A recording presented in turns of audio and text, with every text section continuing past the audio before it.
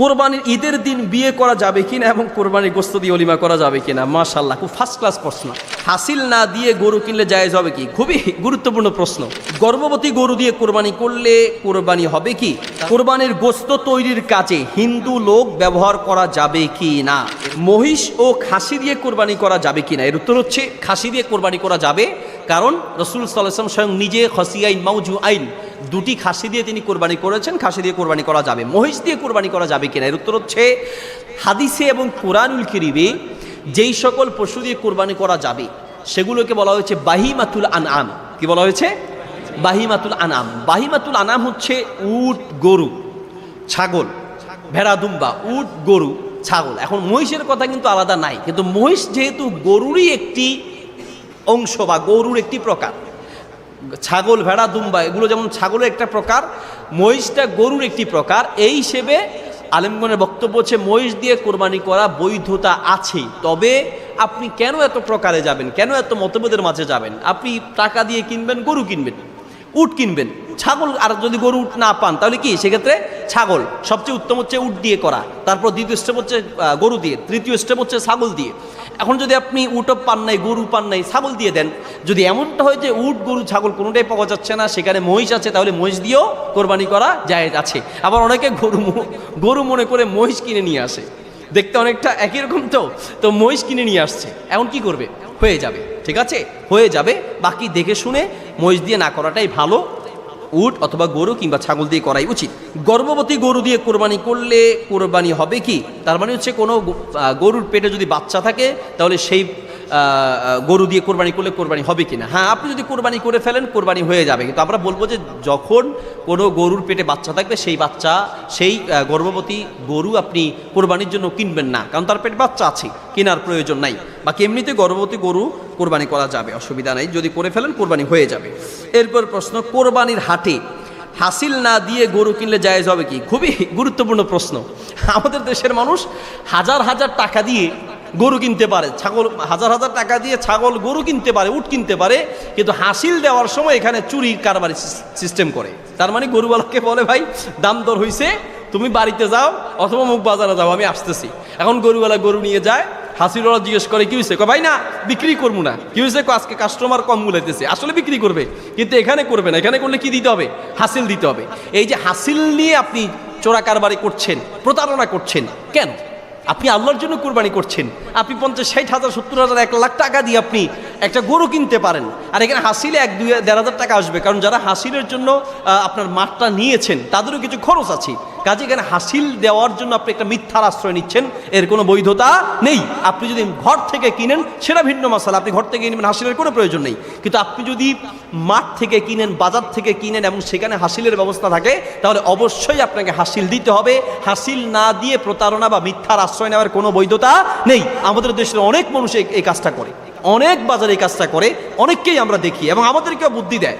ওই যে হুজুর গত বছরের বোধহয় আগের বছর গরু কিনতে গিয়ে হুজুর দাম যা দিচ্ছেন, আমি আপনাদের আরো 2,000 টাকা বাঁচাই দিব। কেমনে? আপনি আমি গরু নিয়ে আসতেছি, আপনি মুখ বাজারে যান। দেখেন, নিজে তো চুরি করে আবার চুরির অংশীদার আমাদেরকেও বানায়। কি বুদ্ধি, মানে বুদ্ধিজীবীর শেষ নাই। এই ধরনের প্রতারণা আশ্রয় নেওয়া যাবে না। কোরবানি করার পর গর্ভে বাচ্চা থাকলে সেই বাচ্চা কি করবে? কোরবানি করার পর গর্ভে যদি বাচ্চা থাকে, জীবিত বাচ্চা হয়, তাহলে সেটাকে জবাই করে আবার কোরবানি করে দিতে হবে, এটাকে বিক্রি করা যাবে না। আর যদি মৃত হয় তাহলে সেই বাচ্চা খাওয়ার বৈধতা আছে, কারণ হাদিস এসেছে যাকাতুল জানিন যাকাতু উম্মিহি, মায়ের জবাই করাটাই হচ্ছে বাচ্চার জবাই করা। অর্থাৎ মায়ের পেটে, কোরবানি পশুর পেটে যে বাচ্চা থাকে সেটাকে জানিন বলে, ওই মাকে জবাই করলে বাচ্চার জবাই হয়ে যায়। ও বাচ্চা যদি মৃতও থাকে তাহলে সেটার গোশত খাওয়া যায় আছে। কারো রুচিতে যদি না কুলায়, রুচিতে যদি মনে না চায় তাহলে না খেতে পারেন, কিন্তু বৈধতা আছে। কোরবানির ঈদের দিন বিয়ে করা যাবে কিনা এবং কোরবানির গোশত দিয়ে অলিমা করা যাবে কিনা? মাশাআল্লাহ, খুব ফার্স্ট ক্লাস প্রশ্ন এবং খুবই গুরুত্বপূর্ণ প্রশ্ন। এইরকম যুবকের প্রশ্নটা বেশি দরকার। হ্যাঁ, কয় যে বেসু, আমাদের নোয়াখালী ফেনীর ভাষায় বলে, কয় বেসু আছে বেসুর তালে। কত প্রশ্ন হচ্ছে কোরবানির গোশত কেমন হবে, কি বন্টন হবে, কি কোরবানির পশু ইত্যাদি। আর উনি আছে ওনার বিয়ে নিয়ে। কোরবানি হোক বা না হোক, বিয়ে তো লাগবে। মাশাআল্লাহ ভাই আমার, কোরবানির দিন বিয়ে করা যাবে কি না? আমার জীবনে প্রথম এই প্রশ্ন আসছে। এর উত্তর হচ্ছে কোরবানির দিন না, খালি রমজানের ঈদের দিন আর কোরবানির ঈদের দিন যা দিন আছে সব দিনই বিয়ে করা যাবে। কারণ ইসলাম চায় যে আপনি বিয়ে করেন। আমরা তো বিয়ের কথা শুনলে হাসি, মা বাপ বিয়ের কথা শুনলে কো আল্লাহর গজব পড়ুক হেতের উপরে। বিয়ের কথা শুনলে মন খারাপ হয়ে যায়। ইসলাম চায় আপনি বিয়ে করেন। ইসলাম বিয়ে করার জন্য উৎসাহ দেওয়া হয়েছে। আপনি দেখেন যে প্রায় হাদিসগুলো উৎসাহমূলক, বিয়ে করো বিয়ে করো, তার মানে বিয়ের খরচ কমায় দাও, বিয়েতে বিয়ের মরানা তার যোগ্য অনুযায়ী ধরো, এইভাবে বিয়ে করার ক্ষেত্রে উৎসাহ দেওয়া হয়েছে। এবং উৎসাহ দেওয়ার আরেকটা মাধ্যম হচ্ছে বিয়ের জন্য কোনো দিন হারাম করা হয় না। সুবহানাল্লাহ বলে। রোজা রাখার জন্য হারাম দিন আছে, নিষিদ্ধ দিন আছে। কোন দিন? যেমন কোরবানির দিন, 2 ঈদের দিন রোজা রাখা যাবে, সন্ধ্যের দিন রোজা রাখা যাবে না। তাহলে এই যে ঈদের দিন রোজা রাখা যাবে না, কিন্তু মাগার বিয়ে করা যাবে। সুবহানাল্লাহ। তাহলে ঈদের দিনও বিয়ে করা যাবে। সম্ভব ঈদের দিনে বিয়ে করার অসুবিধা নেই। তবে এখানে একটা সমস্যা আছে, তা হচ্ছে ওনার নিয়তে বোঝা যাচ্ছে যে গোস্ত দিয়ে অলিমা করা যাবে কিনা।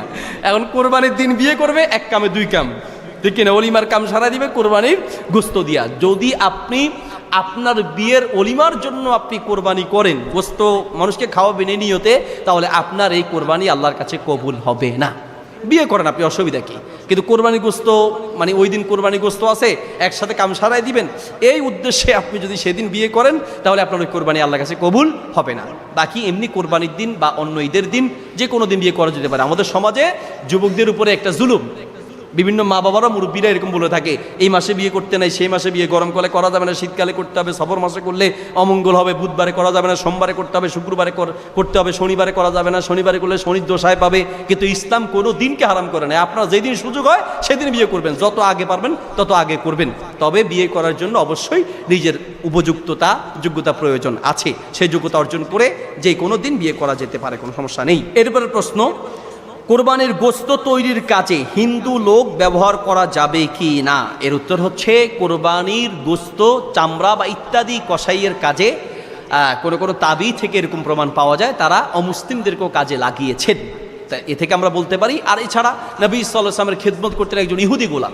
তো আপনি আপনার কাজের জন্য, কোরবানির পশু বানানোর জন্য, এগুলো তৈরি করার জন্য, এগুলো কেটে দেওয়ার জন্য, চামড়া আলাদা করে দেওয়ার জন্য কোনো কসাই যদি আপনি অমুসলিম পান, তাহলে অসুবিধা নেই, সেগুলো কাজে লাগানো যেতে পারে। তবে মুসলিম হলেই ভালো, কারণ একজন মুসলিম পবিত্রতার ব্যাপারে যেভাবে সতর্ক থাকবে, একজন অমুসলিম সেভাবে সতর্ক থাকবে না। বাকি অমুসলিমদেরকে দিয়েও সহযোগিতা নেওয়ার বৈধতা আছে, কিন্তু কোনো অমুসলিমকে দিয়ে, কোনো হিন্দুকে দিয়ে আপনি যদি কোরবানির পশু জবাই করেন, তাহলে আপনার এই কোরবানিও হবে না, এই পশুর গোস্ত খাওয়া যাবে না।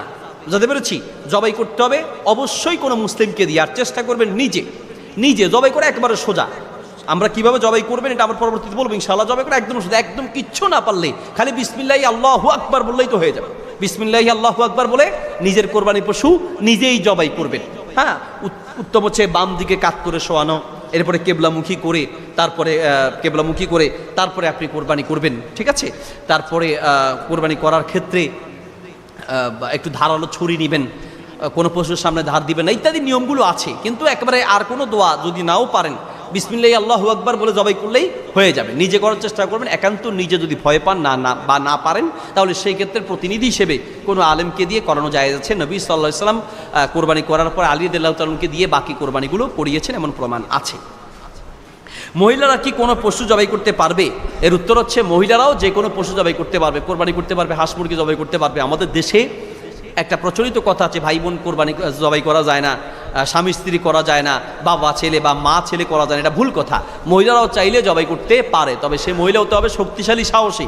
এখন এই কোরবানি করতে গিয়ে মনে করেন ছুরি দেখে যদি সে নিজে বেহুশ হয়ে যায়, এক পোষ দিয়ে যদি রক্ত দেখে নিজে বেহুশ হয়ে যায়, কারণ মহিলাদের মন সাধারণত একটু দুর্বল থাকে, এই জন্য সাধারণত মহিলারা করে না। বাকি করলে এটার বৈধতা আছে।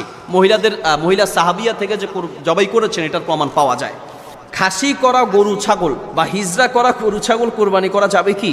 আচ্ছা, খাসি করা গরু এবং ছাগল দিয়ে কোরবানি করা যাবে কিনা? এর উত্তর হচ্ছে যে যাবে। কারণ মুসনাদ আহমদে হাদিস এসেছে, নবী সাল্লাল্লাহু আলাইহি ওয়াসাল্লাম 2টি খাসি দিয়ে কোরবানি করেছেন। খসি আইন, মাউজু আইন, হাদিস এসেছে মাউজু আইন শব্দ, 2টি খাসি করা ছাগল দিয়ে তিনি কোরবানি করেছেন। তাহলে খাসি করা ছাগল দিয়ে কোরবানি করা যেতে পারে। অনেকে মনে করেন থাকে এটা তো অঙ্গহানি, এটা তো তার একটা ত্রুটি। না, এটা ত্রুটি নয়, বরং খাসি করা হচ্ছে তার স্বাস্থ্য ভালো হওয়ার জন্য। তার শরীর তার গোস্ত বাড়ার জন্য, তার স্বাস্থ্য ভালো হওয়ার জন্যই খাসি করা হচ্ছে। তার মানে খাসি করা ছাগল দিয়ে নবী সাল্লাল্লাহু আলাইহি ওয়াসাল্লাম কুরবানি করেছেন, এটা করা যাবে। হিজরা, কোনো পশু যদি হিজরা মানুষ হয়, হিজরা যদি গরু ছাগল হয়ে থাকে, আচ্ছা হিজরা যদি গরু বা ছাগলের মধ্যে কোনো হিজরাত জাত থাকে, তো সেই ক্ষেত্রে ওই গরু ছাগল হিজরা হলেও সেটা দিয়েও কোরবানি করা যাবে। কোনটা কোনটা দিয়ে কোরবানি করা যাবে না সেটা নবী সাল্লাল্লাহু আলাইহি ওয়াসাল্লাম উল্লেখ করেছেন। সেখানে হিজরা দিয়ে করা যাবে না অথবা খাসি দিয়ে করা যাবে না এরকম কোনো নিষেধাজ্ঞা নেই। তাহলে আমরা বলতে পারি খাসি করা হোক অথবা হিজরা পশু হোক, সেগুলো দিয়ে কোরবানি করা যাবে। এরপর প্রশ্ন, সৃষ্টিগতভাবে কোনো পশুর যদি শিং না থাকলে কোরবানি করা যাবে কি? সৃষ্টিগতভাবে কোনো পশুর শিং, হ্যাঁ, যদি শিং ভাঙা থাকে তাহলে সেই পশু দিয়ে কোরবানি করা মাকরু হবে, অর্থাৎ ওই ধরনের পশু দিয়ে কোরবানি করা উচিত নয়। আর সৃষ্টিগতভাবেই যদি কোনো পশু বা মানে কোনো গরু বা ছাগলের শিং না থাকে তাহলে সেই ক্ষেত্রে সেই পশু দিয়ে কোরবানি করা যাবে কিনা? এর উত্তর হচ্ছে যে হ্যাঁ, সৃষ্টিগতভাবে শিং না থাকলে সেই পশু দিয়ে কোরবানি করা যাবে, তবে শিংওয়ালা দেখে কোরবানি করা উচিত। কারণ নবী সাল্লাল্লাহু আলাইহি ওয়াসাল্লাম আকরানাইন, অর্থাৎ তিনি যেই ছাগল দিয়ে কোরবানি করেছেন সেই ছাগলের কি ছিল? শিং ছিল।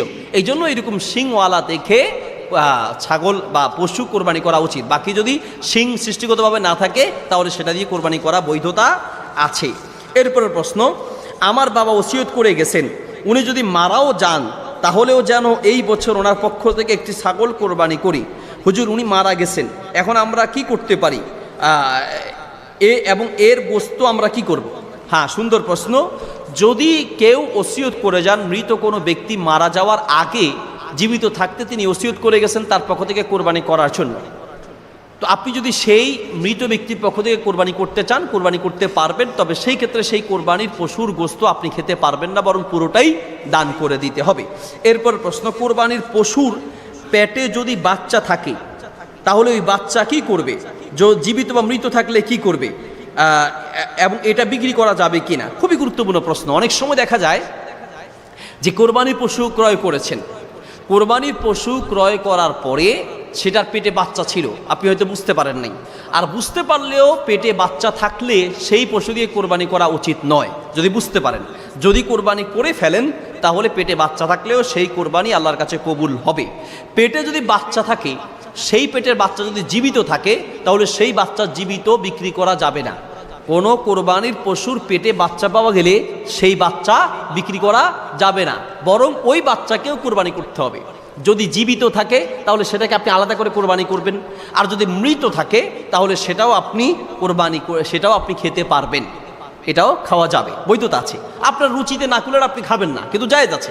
কারণ হাদিসে এসেছে যাকাতুল জানিন যাকাতু উম্মিহি, হাদিসে এসেছে যে মায়ের কোরবানিটাই হচ্ছে বাচ্চার কোরবানি। মানে যেহেতু ওই যে মাকে জবাই করছেন তার কোরবানিটাই বাচ্চার কোরবানির জন্য কি যথেষ্ট। এখন মাকে যেহেতু জবাই করেছেন, ওটার জবাই এমনি হয়ে গেছে, আপনি মায়ের পেটে যেটা থাকে এটাকে জানিন বলে। জানিন ওই মায়ের মানে পশুর পেটে থাকা যে বাচ্চা সেটাই কি বলে? জানিন।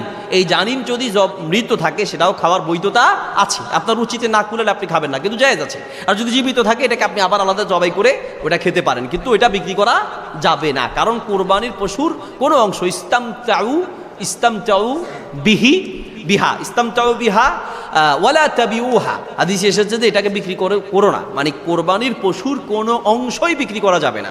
সেটা কোরবানির পশুর হাড্ডি হতে পারে, সেটা কোরবানির পশুর আপনার চামড়া হতে পারে। চামড়াটা শুধুমাত্র যদি কাউকে দান করা না যায়, যে এটা কেউ নেওয়ার মতো নাই, তখন বিক্রি করে সে টাকাটাও কি গরিব মিসকিনকে দিয়ে দিতে হবে, ওটা শর্ত সাপেক্ষে জায়েজ আছে। আর এমনিতে কোরবানির গোস্ত, কোরবানির হাড্ডি, কোরবানির পশম, কোরবানির পশুর পেটের যে বাচ্চা, সেগুলো কোনোটাই বিক্রি করা যাবে না।